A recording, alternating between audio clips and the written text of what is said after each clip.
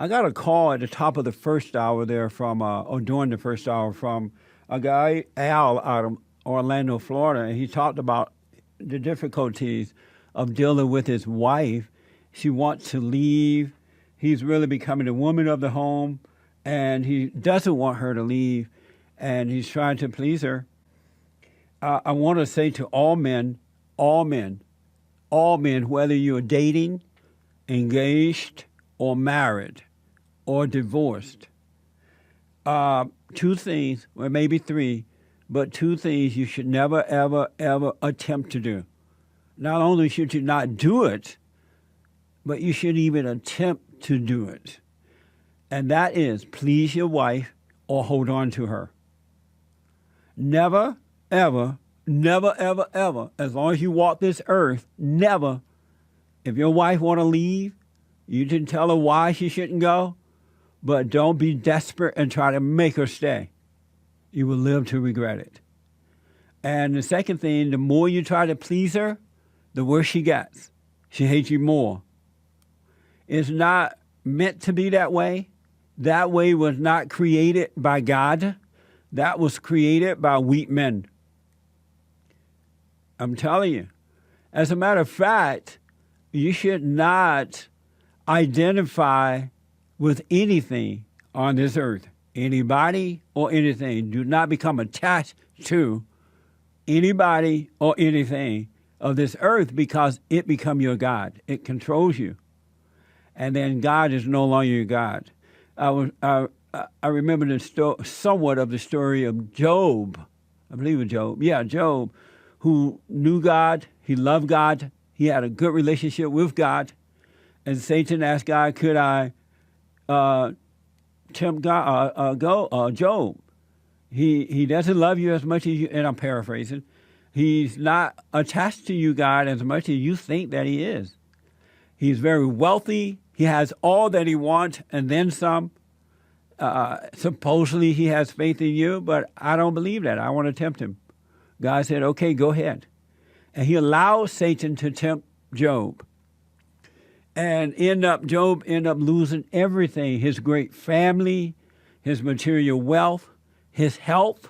He lost everything, developed all kinds of diseases, to a point that his wife said, you need to curse God. You need to let God go. Curse him. Job said, no. I know that this is happening to me because God is allowing it to happen. I don't know what I've done, but it's happening. Maybe I deserve it. It's happening. And Job, even the preachers, his friends and everybody say, Job, no, buddy, you need to let God go.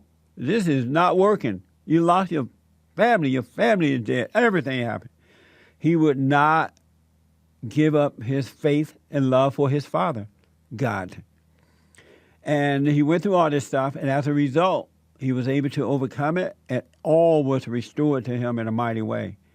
And so I say that to say to men, you should only love God with all your heart, soul, and might, along with nothing else. And then God will live through you, loving your wife in the way that she needs to be loved, not the way in your fallen state you love them, because in your fallen state you need them. And you cannot need them and have a good relationship. So you need to switch that around, guys. I'm telling you. You should love God, and when you get married, then you will be able to love your wife in the right way. And it won't be you loving her, it'll be your father loving her through you. You would love your wife in the way that your father loved you. And that way you don't become attached to her emotionally in that way. And you can take it or leave it. I'm telling you. And when a woman knows that a man doesn't care if she leaves or stays, she will be there for a lifetime. The only way you would get rid of her is when she died, you'd take her out in a box. And she would love you for it. But because men hate their mothers and they hate women, they are subject to women, and they get into these relationships and they are controlled by women. And they are not happy about that. And then they become violent and whatever, and then they go to jail. Not understanding that relationship with a woman. You got to switch it around. Your fathers should have been that example, but they were not because they had been traumatized by their mothers growing up and had weak fathers. You can only please God, and that's the only way you need to please. Just FYI, those who don't take this advice, I'm fine with it. You can continue to live the way you're doing it and see if it works or not. It's not going to work. You're not going to be happy. And your wife won't be happy, or your girlfriend or your fiance. You can only love God if you want to have peace.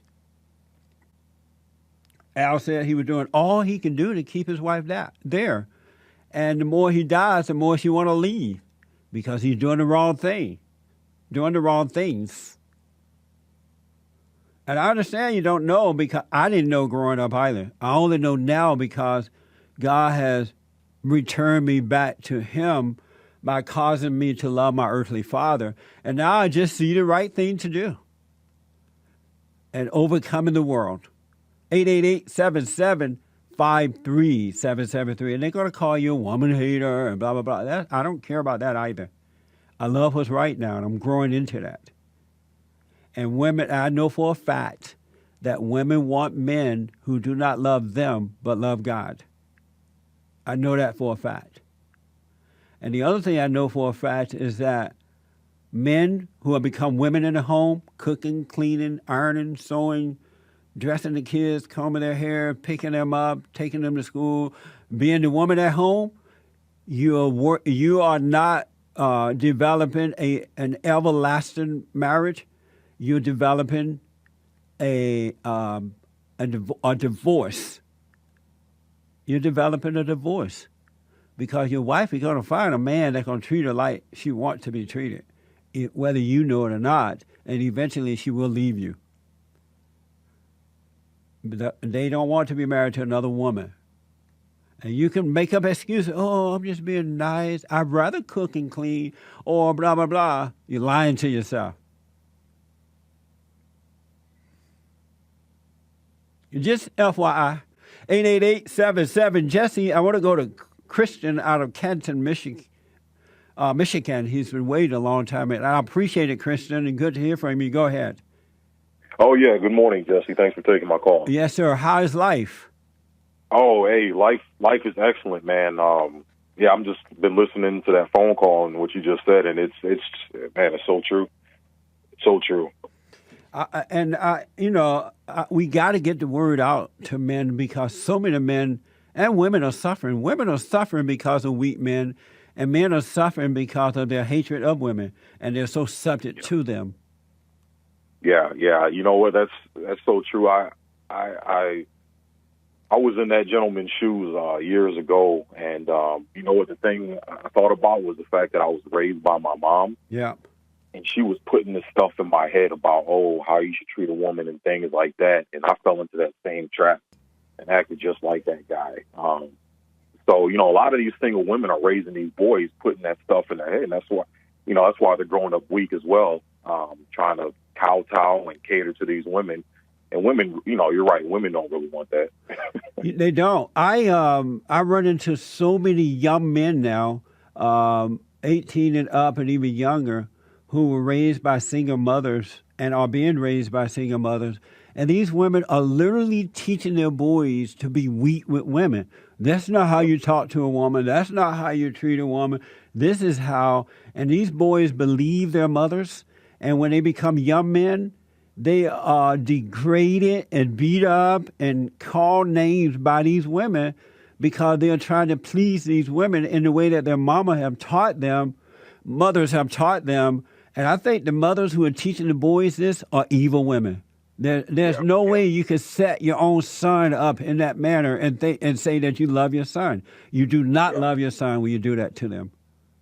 Yeah, that's true. I agree. The thing is, if you, one of the things too I did, when I was in that guy's situation from Florida, when I finally made the decision to change my life around and do the right thing, I pretty much told my wife, like, look, this is a path I'm going to take. You're either with me or you're not. That's whatever. Right. I don't care. I got to do what's right. I don't care. Nobody's going to stop me. Once I put that ultimatum on the table, Jesse, I got so much respect for my wife, and everything's been flowing smooth. So he's just got to just lay the law down. If you want to do what's right, you're not going to let anybody stop you. Do what's right regardless. That's right. And the beauty of what you said is that you saw that you were wrong. You made up your mind that you're going to do what's right. So things start turning around for you. And that's all God requires of us, is for us to see that we are wrong, and he would turn it around for us. But most people don't want to see that they're wrong.